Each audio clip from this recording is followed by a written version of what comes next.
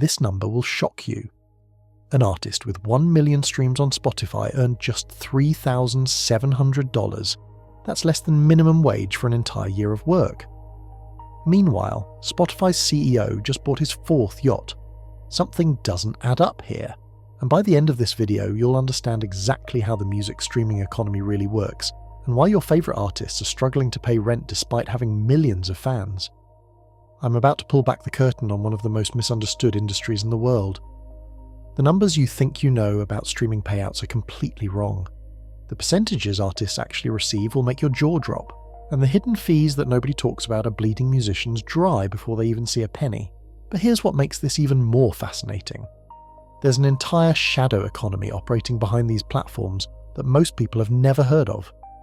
Middlemen taking cuts at every single step. Complex algorithms determining who gets paid and who doesn't. And distribution deals that sound amazing on paper, but turn into financial nightmares for artists. Over the past 6 months, I've interviewed dozens of musicians, music executives, and industry insiders. I've analysed thousands of pages of contracts and financial statements. What I discovered is a system so convoluted and deliberately confusing that even successful artists don't fully understand where their money goes. This investigation started when I received a message from an artist who had just hit 10 million streams across all platforms. She was excited to finally quit her day job. Then she got her first royalty check, $432 for 10 million plays. She thought there had to be some mistake. There wasn't.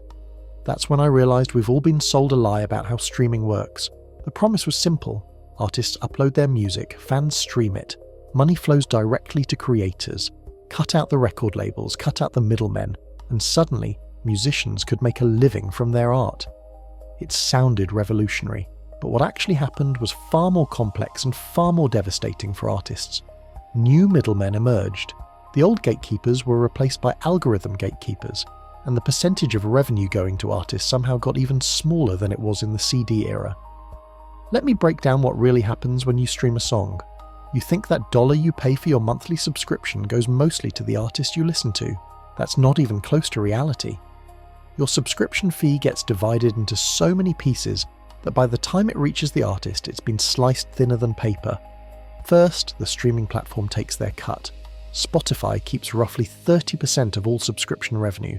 Apple Music takes a similar slice. That's just the beginning. Then comes the distribution companies. These are the firms that get your music onto streaming platforms in the first place. They take another 15 to 20% right off the top. But wait, there's more. If you're signed to a record label, they're taking their percentage next. Independent artists might think they're safe from this, but they're usually not. Most indie artists still work with smaller labels or management companies that take their own cuts. Then we have the publishing side. Every song has 2 copyrights, the recording copyright and the composition copyright. These generate separate revenue streams, and each has its own chain of middlemen taking percentages. Performance rights organisations like ASCAP and BMI collect money for songwriters and publishers. They keep a percentage for administrative costs. Music publishers take their cut, and if you co-wrote the song with other people, that money gets split even further. Here's where it gets really wild. The streaming platforms don't pay artists per stream like most people think. They use something called a pro-rata system.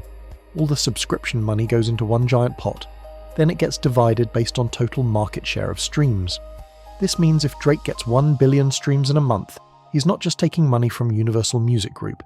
He's taking money from every single artist on the platform. Your streams are competing against every other stream for a slice of that same pie. Let's say you're an indie artist and you get 1,000 streams in a month. Those streams aren't worth 1,000 times whatever the per stream rate is. They're worth a tiny fraction of the total revenue pool based on what percentage of all streams yours represent. This system massively favours major label artists and popular genres. If you make experimental jazz or death metal, your streams are worth less than pop streams because your audience is smaller. The platforms argue this is fair because popular music drives more subscriptions. Artists argue it's rigged against diversity and creativity, but the real kicker is how streaming platforms calculate those per-stream payouts. They don't just divide total revenue by total streams, they use weighted averages based on subscriber types. Premium subscribers generate more revenue than ad-supported users. Family plans generate less per person than individual plans, So when you see articles claiming Spotify pays 0.003 cents per stream, that's an average that means almost nothing. Your actual per stream rate depends on who's listening to your music and how they're listening to it.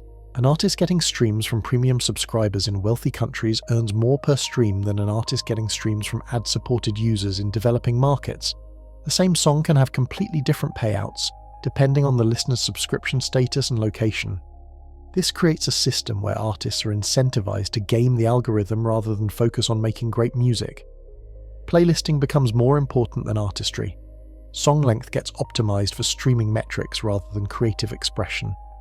Artists release singles constantly instead of cohesive albums because the algorithm rewards frequent uploads. The platforms have created a race to the bottom where quantity matters more than quality. Why spend months perfecting an album when you could release 20 quick singles and potentially get more algorithmic exposure? Meanwhile, the streaming services themselves are printing money. Spotify's revenue has grown from zero to over $11 billion in just 15 years. Apple Music generates an estimated $20 billion annually. Yet somehow the artists creating all this value are making less than ever before. The math just doesn't work out for musicians. Even successful artists with millions of streams often can't afford to tour or record new music without external funding. The promise of democratized music distribution has turned into a system that's arguably worse for artists than the old record industry model. And we haven't even talked about the most controversial part yet: the secret deals, the payola schemes, and the algorithmic manipulation that determine which songs actually get heard. These secret deals are happening right under our noses. Every major streaming platform has what they call preferred partner agreements. These are contracts with record labels that guarantee certain placement benefits: better playlist consideration, higher algorithmic weighting, priority in search results.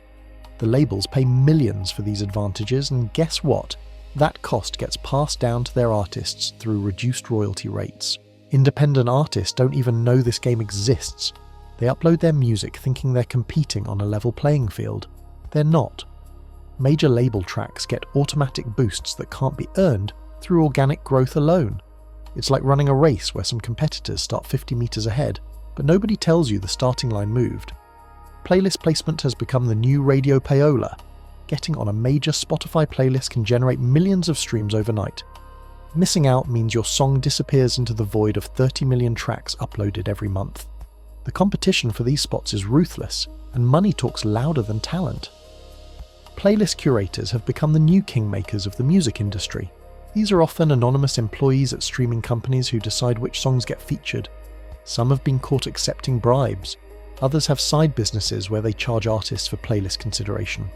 The whole system operates in shadows with zero transparency. But here's what's even more disturbing. The algorithms aren't neutral. They're programmed to maximize platform profits, not artist success. Songs that keep users engaged longer get promoted more heavily. This creates a feedback loop where certain types of music dominate while everything else gets buried.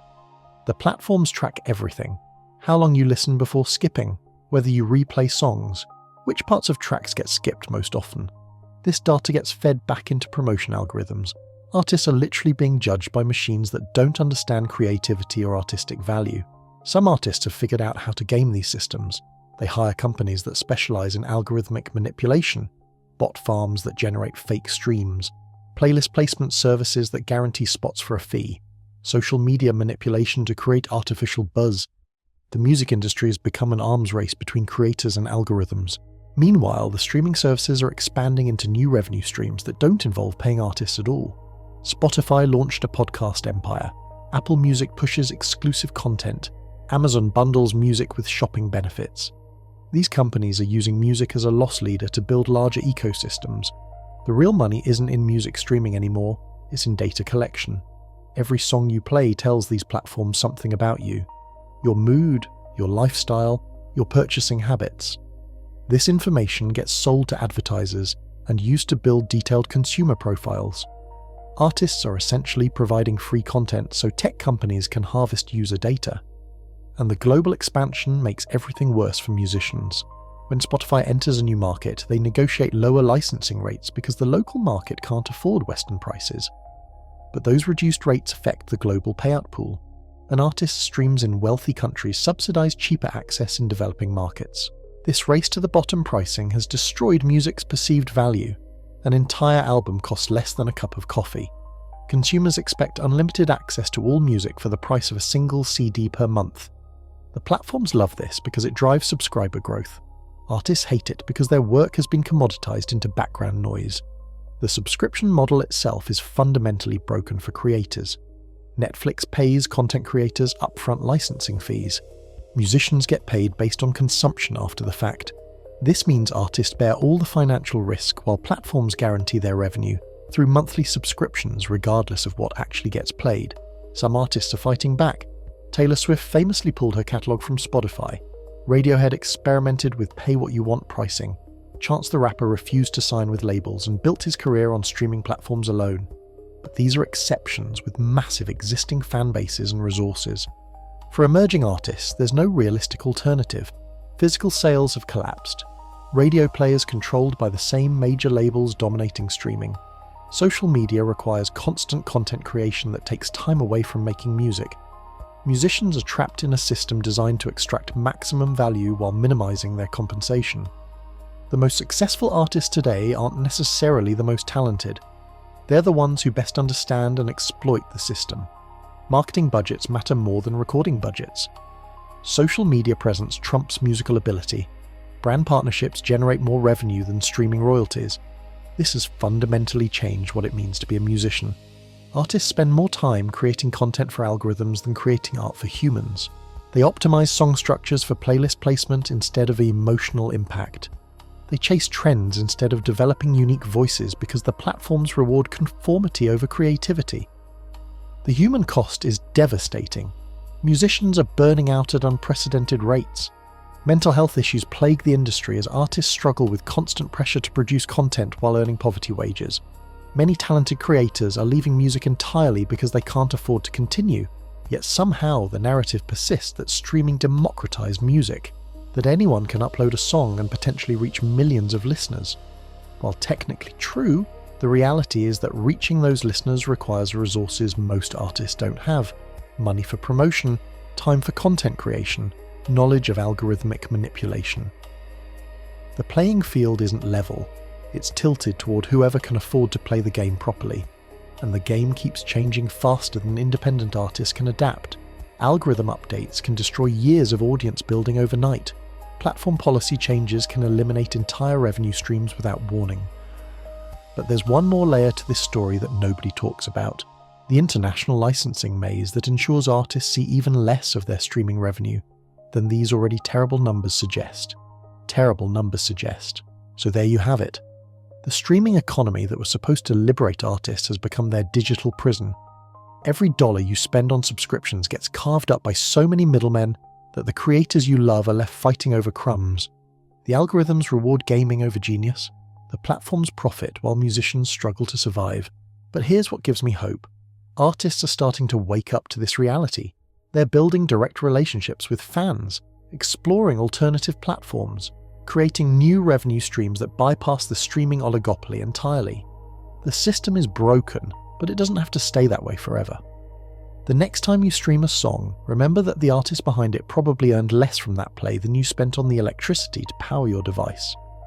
If you really want to support musicians, buy their merchandise, attend their shows, purchase music directly from their websites.